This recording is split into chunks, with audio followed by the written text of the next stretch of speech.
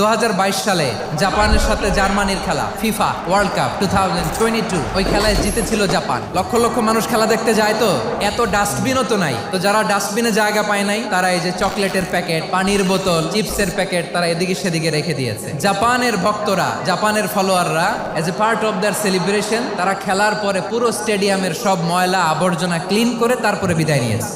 ছোটবেলা থেকে Japan government ওদেরকে এত পরিচ্ছন্নতা শেখায়। ক্লাসে আমি দেখেছি, ক্লাসে নিজের বেঞ্চ নিজে মুছে, নিজের ক্লাসরুমটা নিজে পরিষ্কার করে, রাস্তাঘাটে একটা ধুলা নাই, ময়লা নাই, একটা টিস্যু নাই। খেলার পরে গোটা বিশ্বকে তাক লাগিয়ে দিয়েছে। জাপানের ফ্যানরা সবার রেখে যাওয়া গার্বেজ, টিস্যু, বোতল পরিষ্কার করে তারপরে স্টেডিয়াম থেকে বিদায় নিয়েছে। তাদেরকে কি ক্লিন করার দায়িত্ব দেওয়া হয়েছিল?